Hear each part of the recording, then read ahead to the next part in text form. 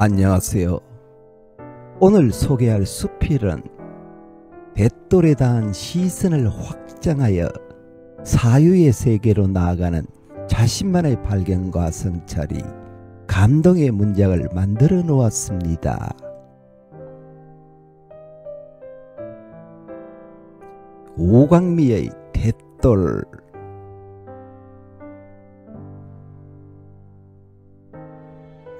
그것은 성전의 덜머리다. 저마다 순례길 같은 일상에서 지고온 남루들을 벗어놓는다. 하루치의 자잘한 삶의 편린들을 정화시킨 후 비로소 맨발을 방으로 들인다. 또 날이 새면 어김없이 새로운 다짐을 찍으면서 나선다. 돌은 연장이 되기도 하고 염원을 담아 얹으면 탑이 되기도 한다. 성벽의 돌처럼 우러러 봐야 할 정도로 높이 산 것도 있고 보일 듯 말 듯 나지막이 집 담장으로 둘러진 경우도 있다. 그 서임새가 다양하나 집체를 오르내리도록 만든 계단인 돛돌은 유난히 살갑다. 비상하는 새들도 머무르며 쉼표를 찍듯이 생각이 흐트러질 땐 시골집에 와서 돛돌을 바라본다. 칼에 베인 시간처럼 빈집의 공허가 창백하다. 내 시간의 긴 침도 모 다른 돛돌 위에 멈춰있다. 가기서 매사 반듯하던 젊은 날의 성정도 유연해졌는지 제 몸에 이끼꽃을 피웠다. 바닥의 애환을 알고 있는 듯 묵묵히 세월을 받아낸 낙수의 기열마저 간직하고 있다. 가만히 들여다보고 있으면 고요에 든다. 이렇듯 자신을 잘 바라볼 수 있을 때는 멈추어 있는 시간일 것이다. 해가 설프대지자 산 그림자가 마당에 내려앉는다. 감나무 꽃에 서성이던 바람이 돛돌 위로 먼 기억의 풍경들을 부려놓고 간다. 오든지 까치 소리가 여명을 깨울 때부터 들리던 자본자본한 어머니 발걸음 소리, 뻐꾸기 울고 20알만 지나면 풋보리를 먹을 수 있다던 외할머니 말씀이 문득문득 생각난다던 어머니, 보릿고개를 넘어가며 했다던 그 말이 어려움을 이겨내는 주문인 줄 알기까지는 오랜 시간이 걸렸다. 힘겨운 시집살이에 속울음을 삼키며 친정으로 향하고픈 발걸음을 몇 번이나 여기서 파장이었을까. 이별이 꼭 죽음뿐이랴 하시며 집 나간 자식 흉몽이라도 꾸는 날이면 하얀 소금을 한 줌 돛돌 주변으로 뿌려놓으시곤 했다. 아랫목 이불 속에 밥그릇이 따뜻하면 객지에서도 배에 골지 않는다는 믿음, 신발이 가지런하면 어디를 가든 발걸음이 어긋나지 않는다는 믿음, 그것은 어머니 불변의 동정 주술이었다. 하루의 일과 중 무시로 눈보다 정갈이 씻은 시어른 고무신을 섬돌에 올리는 일은 빼놓을 수 없는 의식이었다. 가족의 밥이 되고 자식의 책이 될 별을 돌보기 위해 산모렁이 돌아 묽고 트는 아버지의 흙고무신, 안쪽 바닥에 우산대 달궈서 눌러놓은 낙이는 끝까지 닳지 않는 바코드였다.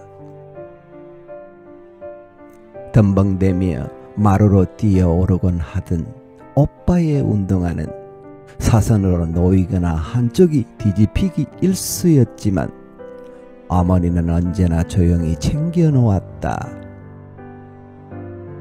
마치 대돌이 나의 영역이라고 무언의 주장이라도 하듯이 어떤 허물도 절대 발설치 않는 주소를 찾고 떠날 줄 모르는 정착의 의지가 굳건하다. 옆구리 맞대고 길게 늘어섰던 신발들, 그런 대돌이 휑하니 비는 밤이 한 해에 꼭 하루씩 있었다. âm 력 정초가 되면 날마다 무슨 건기가 그리도 많았던지 그중 신일에는 밤중에 귀신이 와서 신발을 하나씩 신어보고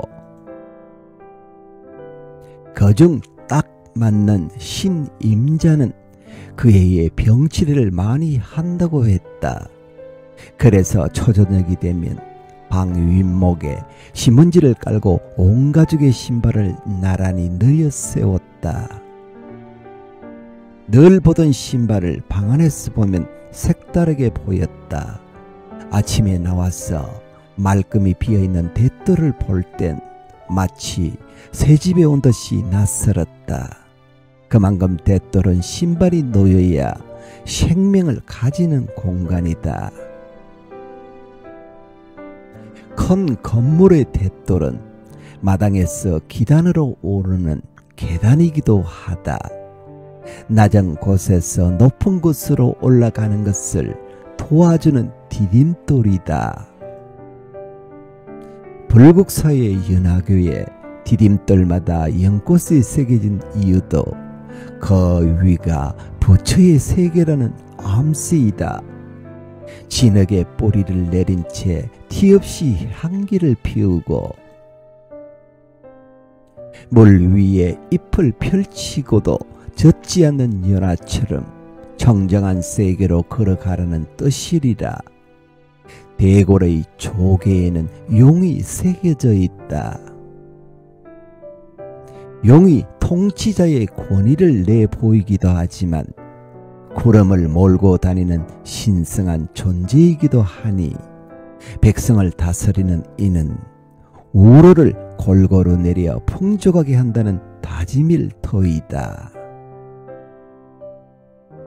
그에 반해 속계에 사는 서민의 집 대돌은 조봇하다. 장식이 없고 밋밋하다. 화장기 없고 수수한 시골 안악과 같다. 비록 열반을 향해 오르는 연꽃이나 세상을 다스리는 용문양의 돌은 아닐지라도 대돌의 저견은 본성이 지닌 포용력에 있다. 울타리 허술하게 치고 사는 서민들 정부치고 살아가는 속내야 어찌 연화장 세계나 대궐보다 덜 하겠는가. 유년 시절 내 기억에 선명하게 남은 두 장의 흑백 필름이 있다.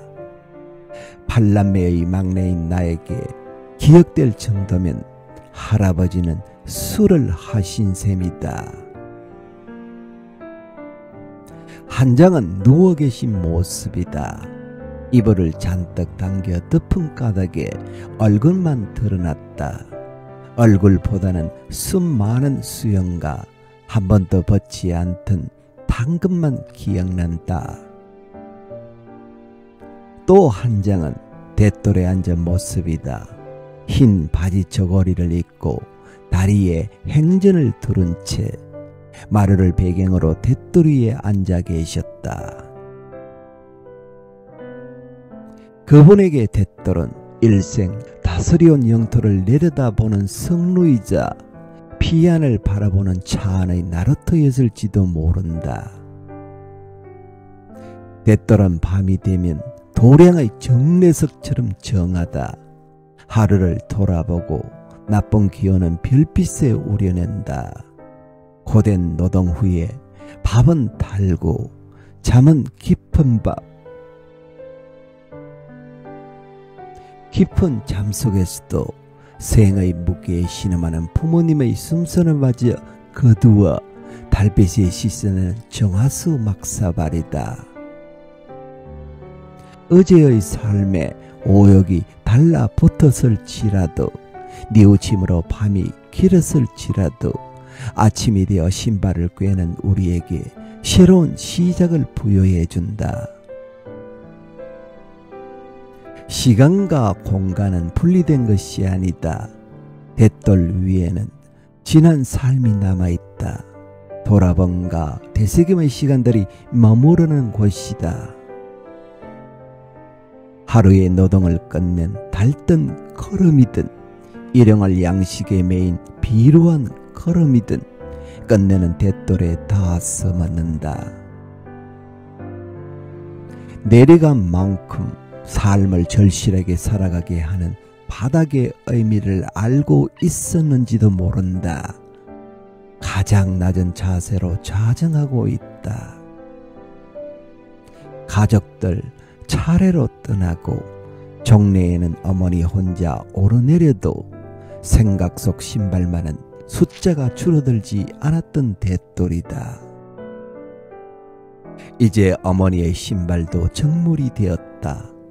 걷고 걷다 온 제자리, 손가락 사이로 빠져나간 날들이 채도를 잃은 가족들의 신발과 함께 저기 놓여 있다. 이 모든 희로애락을 듣고 갈무리한 돛돌에 앉아 지난 세월을 되새겨 본다. 그럴 때에는 나아가는 일에만 전념했다. 바라보았던 건 앞쪽과 남은 거리뿐이었다. 멈추어 돌아본다. 인지한다는 것은 관찰하고 그 깊이를 가늠하는 일이다. 신발을 잘 벗어놓으려면 고개를 숙여야 하듯 지금 여기 자신이 서 있는 마음자리를 잘 살펴야 할 것이다. 겸허한 마음을 지니고 하심을 닦는 일이기도 하다.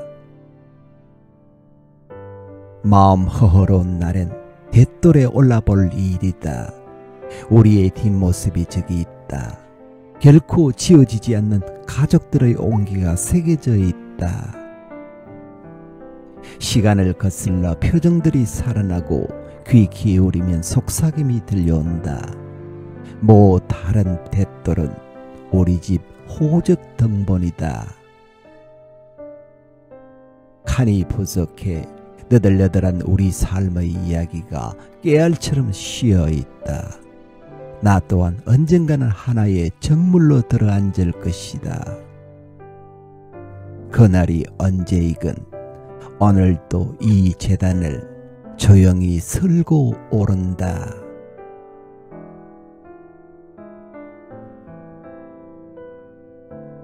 오광미님의 메시지를 다시 보겠습니다.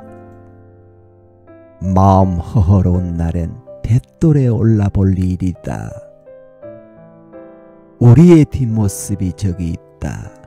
결코 지워지지 않는 가족들의 온기가 새겨져 있다.